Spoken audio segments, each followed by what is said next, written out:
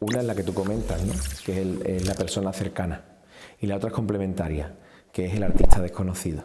Entonces el trabajo de Pineda Calderón me he intentado mover siempre en esas dos líneas, en el alcalareño, que merece el sitio que realmente debe de tener por su trascendencia en la historia del arte, en la historia de la imaginería, especialmente en la escuela sevillana, y después como alcalareño y después como artista tan poco conocido, ¿no? Ese es un poco la motivación de estudiar estas figuras, ¿no? Lo primero fue las obras de Alcalá y las obras de la Semana Santa alcalareña. A partir de ahí empiezan a aparecer pues eso, antiguas publicaciones del Consejo, Pasión y Gloria, donde hubiera alguna referencia a Pineda Calderón. El estudio definitivo va a venir a partir del año 99, cuando don José Roda, profesor de la Universidad de Sevilla, hace el primer estudio serio y científico sobre Pineda Calderón, ¿no? Y ese es el punto de partida, el punto de despegue para el resto de estudios. Hay una pieza clave que es el descubrimiento de la documentación de Pineda Calderón que conserva una familia de Alcalá, a la que le estaré eternamente agradecido, porque gracias a su generosidad pues han sido muchos los datos, las informaciones, las imágenes, las pinturas, las obras de Pineda Calderón que pasaban desapercibidas y que, bueno, que a lo largo de todos estos años, a base de artículos en un sitio, en otro, en muchos lugares, en muchos pueblos, en muchas hermandades, hemos ido dando a conocer. Pineda Calderón como persona fue un alcalareño de pura cepa, que podríamos decir, ¿no? Pero como artista fue uno de los grandes imagineros de la Sevilla del segundo tercio del siglo XX, fundamentalmente desde el final de la Guerra Civil hasta su muerte en 1974. Él puede codearse con los grandes artistas de la época como Antonio Castillo Lastruzzi, Antonio Illanes o Sebastián Santos. Pero el hecho de que no tuviera su taller en Sevilla y no se codeara con las hermandades sevillanas, y también ninguna de ellas le encargara nada, pues ha hecho que los libros de imaginería a menudo lo obvien y lo olviden. Sin embargo, no podemos hablar de la Semana Santa de Alcalá, la de Dos Hermanas, la de Arajal, Cortegana, Constantina, Mérida, la capital extremeña. No podemos hablar de esa Semana Santa sin la figura de Pineda Calderón. Por lo tanto, es un artista imprescindible, no solamente en calidad, sino que también en cantidad de obras, equiparable su obra a cualquiera de los que esté nombrado. Yo creo que sí. En ese trabajo llevamos más de 25 años, en que él tenga su sitio. Cuando en estos años he ido a muchos lugares a hablar de la figura de Pineda, he tenido momentos muy bonitos, muy hermosos, muy emotivos. Recuerdo en Nueva Cartella, cuando terminé de hablar durante una hora de su figura, acercarse una señora y decirme: el que has nombrado es mi padre y todo lo que has contado es verdad, ¿no? Eso resulta muy emotivo. Y llegar a lugares como Alhaurín de la Torre, en Málaga, ¿no? Donde es un auténtico, bueno, lo veneran como lo que es, como un auténtico artista, ¿eh? Es sorprendente lo que se llega a valorar en algunas hermandades y en algunas poblaciones, bien de nuestro entorno o bien más lejanas, lo que se llega a valorar la obra de Pineda y la figura de Pineda Calderón, porque realmente valoran la calidad artística, aparte por supuesto de la devocional, del aspecto devocional, valoran la calidad artística de las tallas que tienen en sus hermandades, ¿no? O en sus parroquias. Va tomando su sitio, pero ahora tenemos un nuevo reto, que es la juventud. Los jóvenes tienen que conocer a ese Pineda Calderón que a nosotros jóvenes nos enseñaron hace 25 años. Esta memoria tiene que ir pasando de nosotros, que ahora lo conocemos, a los jóvenes, y ese es actualmente el gran reto. Todavía quedan personas que lo conocieron directamente, que tuvieron vivencias con él, recuerdos con él. Todavía quedan y lo cuentan. Y vamos contando aquellas cosas que nos cuentan los que lo conocieron. Y así de padres a hijos sigue quedando la memoria de Pineda Calderón. Yo digo siempre que Pineda Calderón está vivo en dos sentidos. En su obra, que permanece viva, y el otro sentido es que está vivo en los alcalareños. ¿Cuántos alcalareños no tienen una visita a su taller de pequeño, una vivencia, un recuerdo, un momento en el que su padre le llevó, o el recuerdo del traslado de ese Cristo desde su casa a la iglesia correspondiente, o el recuerdo de verlo en San Sebastián preparando los pasos para alguna de las hermandades, o vistiendo a las santas mujeres del misterio del Santo Entierro? Todas esas vivencias que te las siguen contando. Yo tengo una conocida gran amiga, mi amiga Sari, que me cuenta con lágrimas en los ojos que a ella la vistió Pineda Calderón para salir de Verónica en el Santo Entierro, ¿no? Esa vivencia hace que Pineda todavía siga vivo. Hermano fundador de la mayor parte de las hermandades de Alcalá de la época. Tan solamente la Hermandad del Santo Entierro y la Hermandad de Jesús, que eran las que existían, pero con las que colaboró estrechamente. Pero después él funda la Hermandad del Cautivo, está en la fundación de la Hermandad de la Amargura, de la Hermandad de la Oración en el Huerto.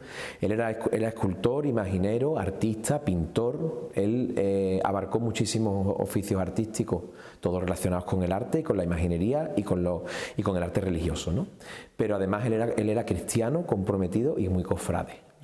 La semana antes de Semana Santa era una semana de mucho ajetreo, porque tenía que vestir a las que habían nacido de sus manos en la talla en madera y en la policromía del óleo. Luego las completaba vistiéndolas. Te hablo, por ejemplo, de la Virgen de la Amargura, de la Virgen de la Esperanza o de la Virgen de la Soledad. Claro, es un punto de conexión que es la figura de Pineda, ¿no? Pineda era la referencia artística de la Alcalá de la época, y además uno de nosotros, ¿no? Un alcalareño, uno de nosotros, como referencia artística a la hora de abordar cualquier trabajo que se hiciera.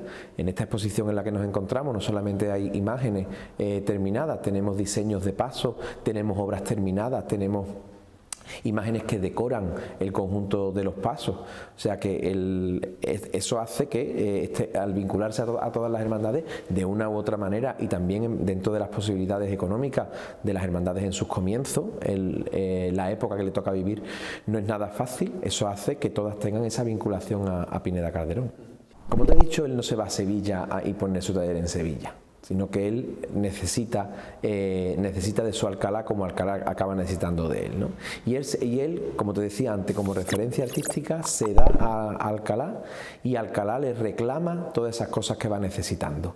Va necesitando los titulares de algunas hermandades, como va necesitando pinturas, y ahí tenemos las pinturas magníficas de la parroquia de San Sebastián, las pinturas murales de la Capilla Mayor, de la Capilla del Dulce Nombre o de la Capilla Sacramental, ¿no? Una iglesia que en el año 36 queda en alberca, sin techo, hecha un auténtico solar, a la que entramos hoy y entramos con la naturalidad de quien no conoce la historia, no ha conocido la historia material de la parroquia y esa destrucción del 36, pues imagina perfectamente que es una obra anterior, ¿no? Una obra antigua. Y es que San Sebastián especialmente pues tuvo a Pineda Calderón para esa reconstrucción artística, ¿no? Eso es importante. Y después la pintura también en los domicilios particulares de las personas, que o bien recibieron regalos suyos pictóricos o bien se la encargaron.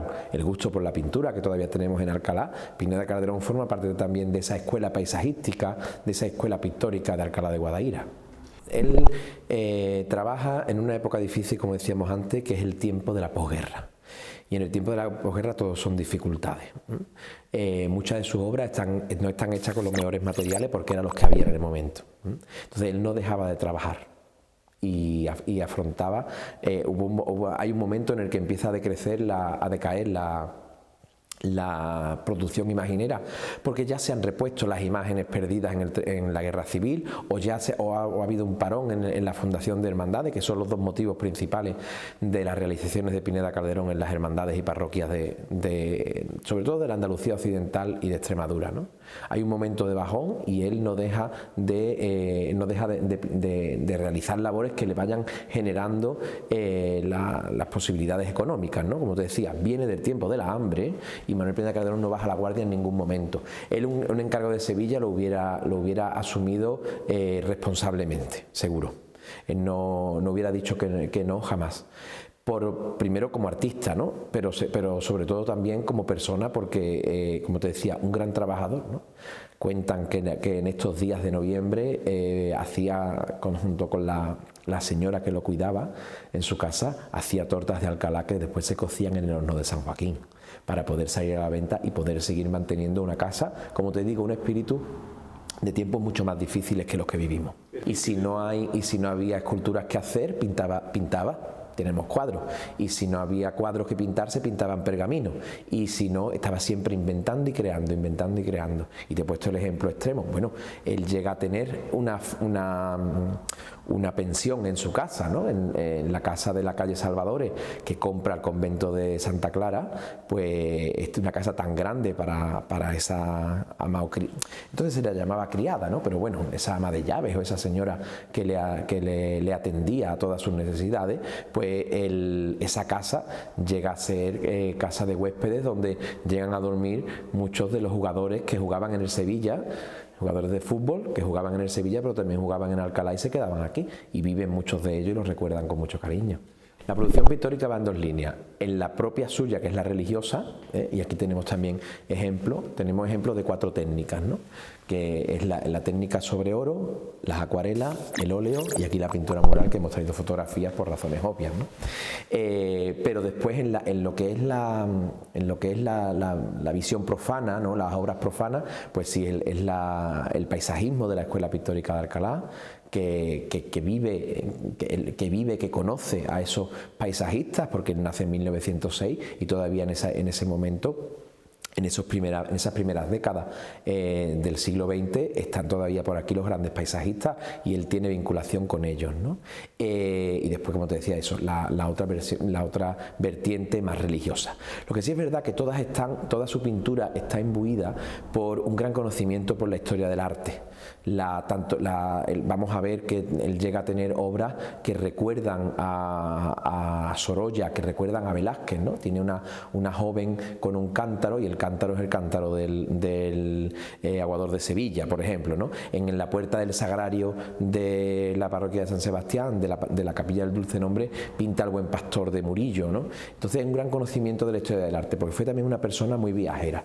Él se recorrió, con las posibilidades de aquel entonces, se recorrió casi toda España y casi toda Europa, y además tenemos documentado esa visita porque tenía la sana costumbre, hoy perdida, de enviar postales a sus amigos de Alcalá desde el lugar en el que estuviera, ¿no?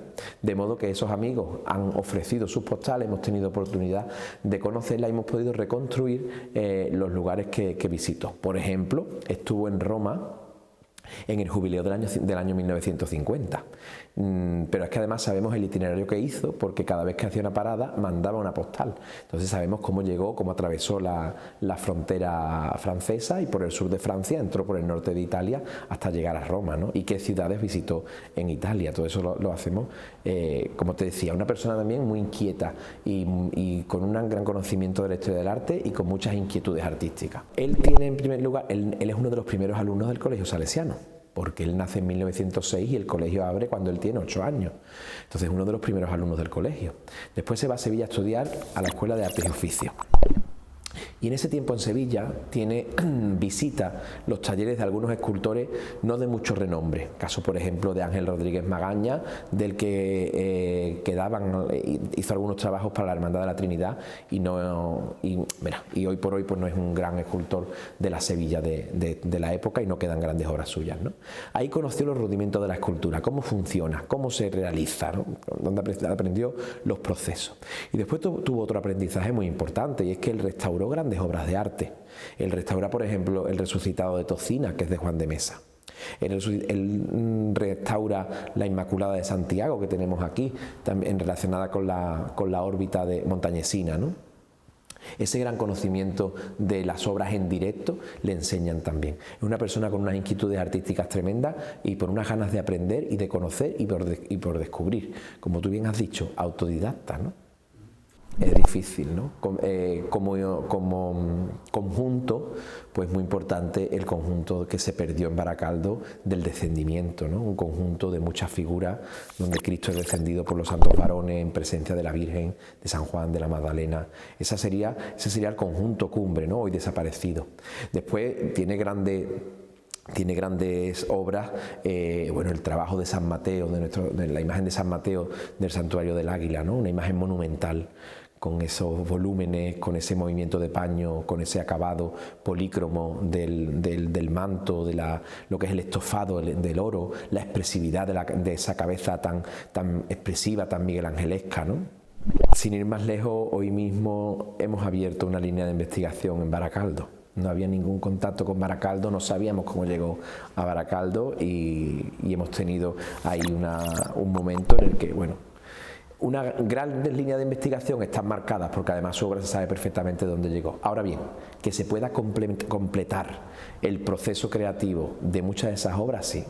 De quiénes fueron las personas que lo encargaron, cómo llegó a determinado sitio, el proceso de, bueno, la imagen llegó a tiempo o llegó retrasada, si los pagos se hicieron como se establecieron en los contratos y no se vieron dilatados, determinadas restauraciones que hizo de sus propias obras, o historias tan emotivas como la que ocurre en la Hermandad de la Oración en el Huerto de Dos Hermanas, donde en la víspera de la Nochebuena del año 1974 él lleva el dibujo de una saya para la Virgen, que conserva la hermandad con mucho cariño, y él va a morir el día 30, ¿no? Una semana después, y fue como su testamento a Dos Hermanas, a la que tanto quiso, ¿no? Entonces siempre hay, y en estos momentos, en este año del cincuentenario, donde estamos continuamente hablando de él en tantos momentos y en tantos sitios, siempre salen historias, vivencias, momentos que pueden completar nuestra investigación y nuestro conocimiento de Pineda Calderón. ¿Se terminará Pineda Calderón? Yo creo que no.